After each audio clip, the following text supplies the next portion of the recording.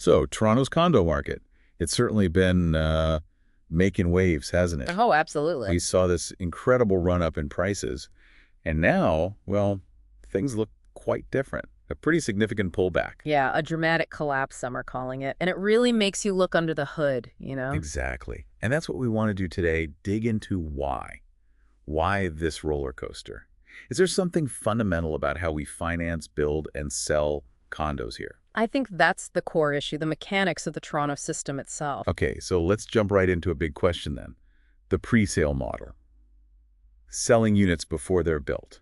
Is that the key issue here? It's definitely a huge part of the conversation. Could switching things up, like only selling condos after they're finished, be the answer? We see that elsewhere, right? Places like New York, London, they operate differently. That's exactly right. And it's a crucial comparison to make. It potentially changes everything, ending speculation, maybe making housing more, well, livable. Some might even use words like greed or market failure when talking about the current system. Those terms definitely come up. The incentives seem skewed. Right.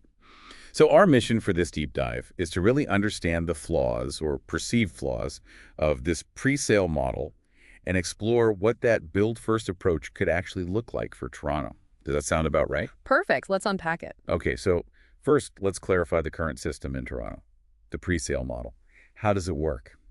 Well, typically, developers need to pre-sell a large chunk of a building, often around 70 to 80% of the units, before they can even get the main construction loan from the bank. 70 to 80%. Wow. Okay. Yeah, it's a high threshold.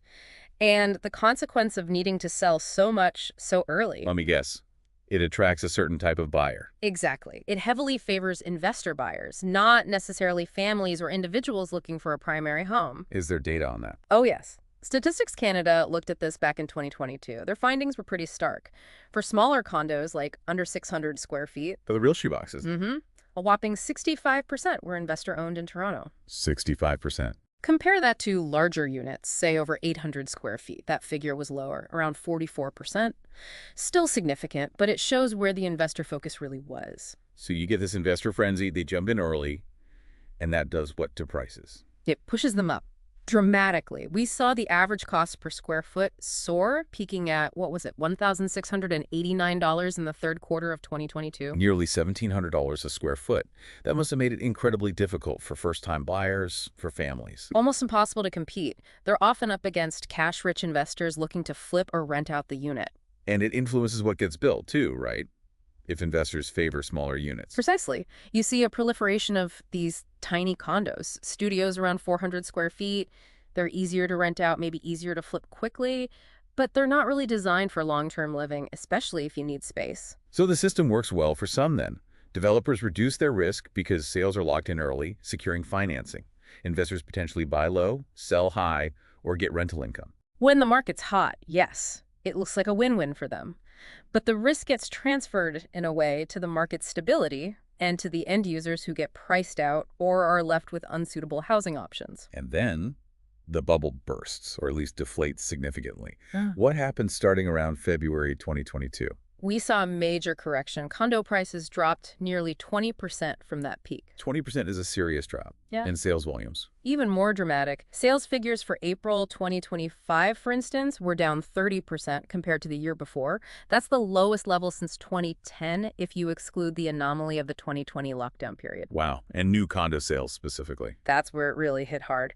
In the first half of 2024, new condo sales in the Greater Toronto Area plummeted by 57%. That's the worst performance since 1997. 57%. Okay, so what caused this sudden downturn? It was kind of a perfect storm. High interest rates made borrowing much more expensive, chilling demand across the board. Right, mortgage costs went way up. Then you had policy changes, like caps on international students, which likely impacted the rental demand that many investors were banking on. Ah, okay. Fewer renters for those small units. And critically, just a massive oversupply of those specific investor-focused micro-units we talked about. The market just couldn't absorb them all. So we have an inventory glut now. A significant one. At a 2024 sales pace, estimates put the unsold condo inventory at around 64 months' worth. 64 months. How does that compare to normal? A balanced market is typically considered 10, maybe 12 months of inventory. So we're talking nearly 6 times that level. It's substantial. What does this mean for these investors who bought in, maybe leveraged themselves? It means a lot of financial pain. for many. There was a report in 2023 looking at leveraged condo investors, those using debt. It found 77% of them were cash flow negative. 77%. Losing money every month. On average, yes. The average loss was pegged at about $597 per month. That's a huge jump from 52% being cash flow negative the year before. The rising interest rates really squeezed them. And we're seeing projects get canceled too. Yes, definitely. Since early 2024, developers have scrapped projects totaling almost 1,900 units. Some others are being converted into purpose-built rentals instead of condos. So even the developers are feeling the pinch and changing plans. Oh, absolutely. Market experts are openly describing the situation as being in recessionary territory. And circling back, it seems the pre-sale model is really at the heart of this volatility, isn't it? It fuels the speculation on the way up. And exacerbates the crash on the way down. It creates this feedback loop. Developers need pre-sales for loans, so they market heavily to investors. Investors pile in, driving up prices and dictating the type of unit built small. Which pushes out the end users, the families. Exactly. They can't compete on price, and the product often isn't practical for them anyway. It's a system that arguably prioritizes flipping over families. Okay, so let's pivot to the alternative we mentioned earlier, selling condos only after they are built. How common is this? It's actually the standard practice in many, many major global cities. Think New York City, London, Berlin, Copenhagen, Barcelona, Tokyo, Paris, Zurich. The list goes on. So Toronto's pre-sale dominance is more the exception than the rule, globally speaking. Among major mature markets, yes, it seems to be. How does the build-first process typically work then? In those cities, developers usually secure their main construction financing upfront based on the project's merits in their own capital or track record. They build the building, finish the units, and then they market and sell them, usually directly to the buyers who will live there, the end users. And how does that change the incentives for the developer? Fundamentally, their main goal shifts. Instead of just hitting a pre-sale target to satisfy a lender, they need to build something that people actually want to buy and live in once it's finished. So quality becomes more important. Livability. Design. Precisely. They have to focus on creating a desirable home because they're selling a finished product directly to the person who's going to occupy it. There's less room for purely speculative appeal. You mentioned New York City. How does it play out there? In New York, developers build first. They create show units, market the finished building, and buyers typically purchase units they can see and walk through. The focus is on attracting residents, which tends to lead to, well, often larger units and better quality finishes because they're competing for home buyers, not just investors needing a certain price point. And London. Similar idea? Very similar. There's a strong emphasis on marketing and selling completed projects. Quality and location are paramount. What about places like Berlin or Copenhagen? They often have regulations that actively encourage the development of affordable housing and units geared towards owner-occupiers, reinforcing that build-first end-user focus. And Tokyo or Paris? They often blend new builds with heritage considerations, but again, the sales typically happen post-construction, which contributes to, generally, more market stability compared to a heavily speculative pre-sale environment. We even heard a quote from a Toronto developer, Puyan Safapur, from Devron Developments, saying the build-first model is actually better for the whole ecosystem. Why would a developer say that? It's an interesting perspective, right? His point, I believe, is that it cuts out the purely speculative froth. It forces developers, like himself, to really think about the end user from day one. What do people need to live comfortably? Bigger units, maybe? Better layouts? More amenities geared towards residents? Exactly. It leads to a focus on genuine livability. It fosters, as he put it, housing for people, not portfolios.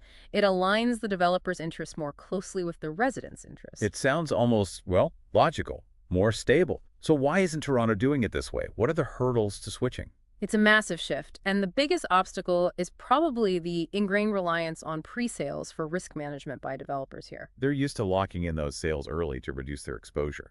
Absolutely. It guarantees a certain level of revenue and satisfies lenders before they commit the huge sums needed for construction. Moving away from that means developers have to carry much more risk up front. They need deeper pockets or different financing arrangements. Both, potentially. They'd need to take on more debt themselves, find equity partners willing to shoulder that early risk, or find lenders comfortable with financing construction without the pre-sale safety net. That's a big ask, especially for smaller developers. And there's the market timing risk, too, isn't there? TD economist Rishi Sandhi made this point. Yes, that's a key vulnerability. Without pre-sales locking in buyers and prices, developers build the project and then face whatever the market conditions are when it's finished, if the market's down. They could be stuck with unsold inventory at lower prices than anticipated. Exactly. It exposes them much more directly to market fluctuations at the point of sale. So moving away from pre-sales isn't just flicking a switch, it requires a pretty major overhaul. New regulations, perhaps? Changes in how construction loans are accessed? Maybe even government support? All of the above could be part of the equation. It's a systemic change. Okay, but despite the challenges, let's talk about the potential upside. What are the big benefits if Toronto could make this shift? Well, the most obvious one is cooling that speculative fever we talked about. Less fuel for wild price swings, both up and down.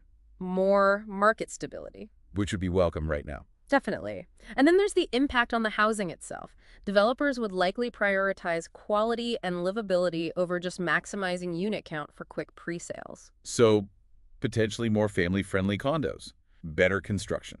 That's the expectation. Building homes people want to live in long-term, not just investment vehicles, and potentially increased affordability, or at least less unaffordability. How so? By reducing investor competition? Precisely. Right now, first-time buyers are often bidding against speculators with deep pockets in the pre-sale phase.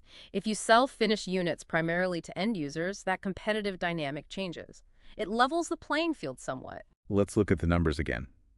Even with the recent drop, that average asking price for new unsold condos was still over $1,500 a square foot in late 2024. Still very high, down from the $1,689 peak, but yeah, hardly affordable for many families needing space. And with sales hitting historic lows and projects being canceled, the current model seems to be sputtering, potentially leading to a future supply shortage if nothing changes. Well, that's a real risk. Cancellations today mean fewer homes tomorrow. It highlights the fragility. How does this compare to those build-first cities? Is housing cheap in New York or London? Not necessarily cheap, no. New York prices are obviously very high, but arguably driven more by fundamental demand and supply in a more stable, albeit expensive market.